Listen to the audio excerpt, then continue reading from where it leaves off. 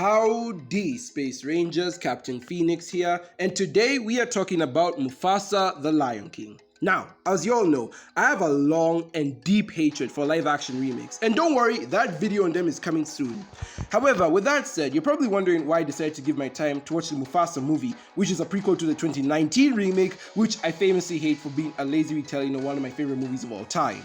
Well, that's because I was almost fooled into thinking it would be decent. Based on the trailers for this movie, it seemed like Disney was learning their lesson from the last time they pulled this stunt. They actually made the animals emote, there was more color and locations in the 2019 movie, and we were going to have full-on musical sequences written by Lin-freaking-Manuel Miranda himself. We actually seem to be on the right track. So, I went to see the movie and... well, if you've seen the thumbnail for this video, is it any surprise I hate it too? Of course, before I go into bash it, let me just point out stuff I genuinely liked to keep everything fair. Don't worry, we won't be here long.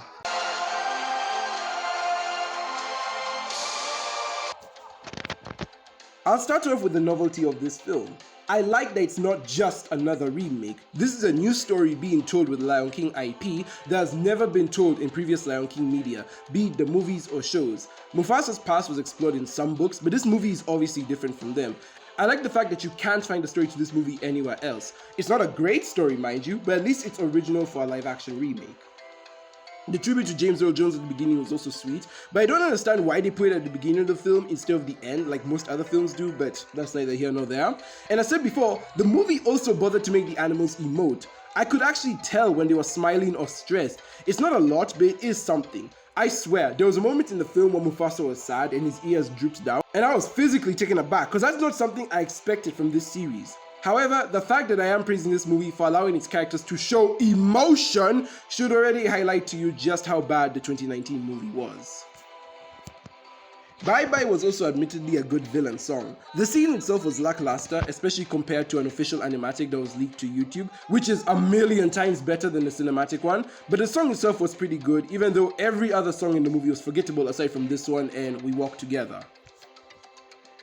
I also like how this movie showcased Mufasa's resourcefulness. It was a great idea not making him and Scar full-grown lions. This was a great visual indication to the audience that they couldn't win through brute strength alone, and Mufasa had to rely on the environment and other characters to help him. The execution isn't great, but the idea is solid. And yep, that's about all the good stuff. Let's tear this movie apart now. Where do I even begin with my vitriol for this film? Let's start with the fact that it's not even canon. And I don't mean canon to the 1994 movie, that's obvious. I mean canon to its own predecessor. Despite being a prequel to the 2019 movie, there is so little connective tissue between the two that I'm surprised they're even in the same universe. I mean, I never want to watch a 2019 movie again, but I never thought the creators of this movie also didn't want to watch it, considering how much info they changed. Off the top of my head, they made it so that Mufasa and Scar aren't related, and that Mufasa isn't royal, let alone the descendant of a long line of kings. And we'll always be together, right? Simba, let me tell you something my father told me. Look at the stars. The great kings of the past look down on us from those stars. Really? Yes. So whenever you feel alone, just remember that those kings will always be up there to guide you. And so will I. My dad, I could never be like Mufasa. Is that so? Then maybe it's time I'm telling the story. A story of a cub, not much bigger than you.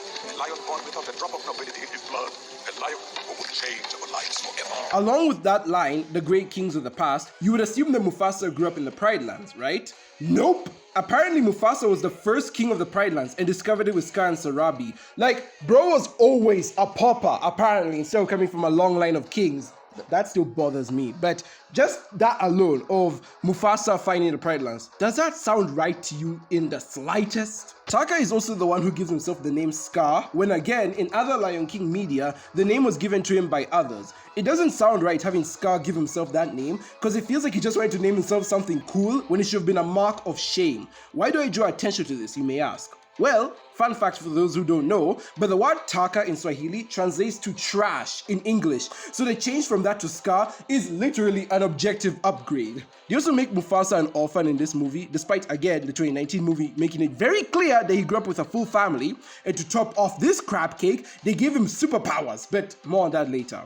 For now, let's talk about the worst thing about this movie, and that is the annoying amount of callbacks. I swear, if you took a shot for every annoying callback or reference this movie made, you'd be dead before the 15-minute mark.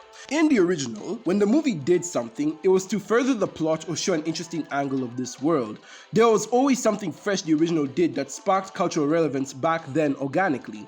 It wasn't trying to be anything other than itself. Mufasa, on the other hand, suffers from a severe case of prequel-itis and has an origin story for everything. From the mundane stuff that doesn't need it, like the morning report, to absolutely nonsensical stuff like Pride Rock. Seriously, was anyone asking how a freaking rock came to be? No one would have questioned it if Pride Rock was just there already. And speaking of Pride Rock, talk about a Deus Ex Machina. A random earthquake appears out of nowhere with no build-up to help our heroes. Even the gods are on their side. This is not how you write movies. And don't even get me started on the camera and music choices that are ripped straight from the original, like the opening flood scene, which uses the same music and dolly zoom from the Stampede in the '94 film. Or having Scar hold Mufasa in the death pose, not once, but twice in this film. We get it! You're a Lion King movie! And that's a major reason why I say this movie is soulless. It's so afraid of having its own identity or standout moments, but then when it tries to be its own thing, it breaks its own canon. This movie fails on all fronts and is a prequel to a non-existent predecessor. The pacing of this movie is also garbage. It feels so rushed and tries to cram in a lot of stuff at once. This is especially noticeable with character introductions. Look at how Mufasa and Taka meet. Hi, I'm Taka. Welcome to my home. You're not my son. Let's restore your life. We're brothers now. Yay! Sing a song about how we're best friends already. Or Rafiki. Oh, he's a healer. No, he's a curse. Oh my gosh, this guy, he's a burden on society even though we've never seen him before. Anyway guys, bye-bye, peace. I'm gonna go meet my brother at some tree in some mythical land. Oh, hey liars, don't kill me now. I want to join your group. By the way, I'm a prophet so I can see the future. Want me to join your gang? Sure. It's like, dog, take a breather. This movie is 2 hours long, but it is doing everything in its power to race to be like 10 minutes long or something. This isn't helped by the fact that Timon and Pumbaa keep interrupting the movie at random intervals. This film committed the cardinal sin of making Timon and Pumbaa annoying. These guys were great in the cartoon and were the best parts of the 2019 film, but here they do nothing but bring the plot to a grinding halt every time they appear. This movie desperately wants to be the Lion King 1.5, but given the medium it's trying to play in, that's just not possible. The movie would have greatly benefited if it just kept their screen time to the beginning and end of the film instead of the pointless filler in the middle. And that's another issue with the pacing. It feels like this movie tried to cram a boatload of content in, but because of everything it tried to handle, its themes feel underdeveloped. The movie tries to talk about the circle of life and its vitality to making everything flow in harmony. On paper, this isn't a bad idea. Scar was a villain in the original who threw the circle out to whack unknowingly. So having another villain lion like Kyros who goes out of his way to try and break the circle would have been an amazing setup for an amazing villain. The problem, of course, comes down to execution. Outside of his songs and design, there's nothing that makes Kyros stand out as a memorable villain. His beliefs aren't even challenged that much outside of incredulity that Mufasa is working with a bird. And this is mostly due to the movie not giving him and Mufasa much interaction throughout its runtime. We don't see why he thinks lions are superior to other animals. And heck, we don't even see him try to break the circle and oppress other animals. If you watch the movie closely, he only goes after other lions, which is a horrible case of telling instead of showing for your main theme and villain. You'd think that they'd spend more time developing and highlighting Mufasa's side of the conflict, but his is also surprisingly shallow. We don't see Mufasa interacting with other animals or working together with them for a common goal until the very end of the movie. The other animals we do see him team up with, like Zazu and Rafiki, only walk with him out of necessity. The elephant scene doesn't count because they all ignore him, and we get a boring repetition of the wildebeest stampede from the first movie, despite elephants realistically not being as easily spooked or prone to stampede as wildebeest.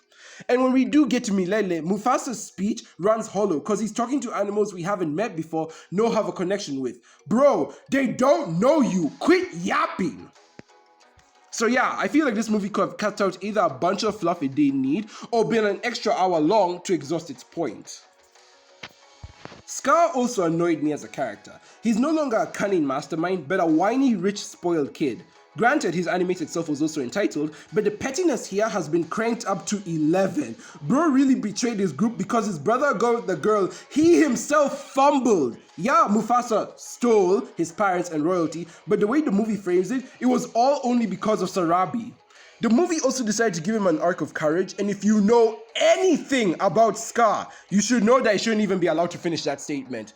Why would you put the villain of the original movie, the guy who teamed up with hyenas to cover his tracks, the guy who killed his brother in the most cowardly way possible, the guy who couldn't even stand up to said hyenas once he was defeated, an arc about courage? It's not like they tried to subvert it or anything. Scar is still cowardly for 99% of the film until the one moment in the finale where he needs to do something. This is a fundamental misunderstanding of the character and a poor way of walking backwards to attain the goal you want. They could have made Scar stand with Mufasa and gain his scar for any other reason at the end than the lazy slop we got. But they went with this? Bro, come on, man! Other little things that annoyed me was the voice acting. Look, I wasn't expecting James Earl Jones, nor could anyone replace him. But you're telling me that you couldn't get any deeper sounding or African accent-ish voice actors? Why do all these guys sound like British boys from the Victorian era, dog? Like, even though I know they're black, the voice actors that is, I couldn't help but constantly imagine white British people voicing these animals. I like that Scar's voice actor actually did try to make him sound a bit like OG Scar towards the end, but Mufasa's voice actor was a complete miss for me. And the last little thing I'd like to touch on is the magic. Look, I understand that even the animated universe introduced magical elements later on, but in the context of the first movie, the land and majesty of Africa was what made it special. When it rained or showed fire spreading, or heck, even the shot of a desert, it felt special and majestic. When the sun rose, you were in awe. Not only is the Mufasa movie sorely missing that much needed scale, but it gives us nonsense like random earthquakes and Spidey sense Mufasa!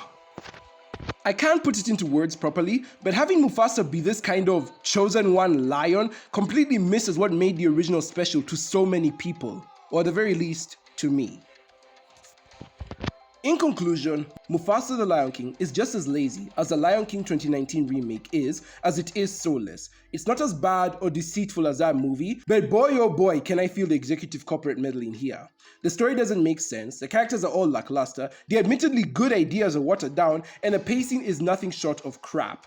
This movie isn't a Lion King, it's a lion turd, and I advise you to stay far away from it to not give Disney any more money so they can threaten to make another one.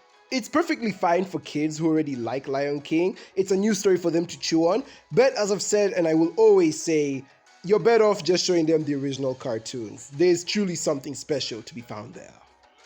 But anyways guys, that's all from me today. Tell me, what did you think of Mufasa? Did you think it was good, bad, or somewhere in the middle? Was I being too harsh, or do you think I'm onto something here?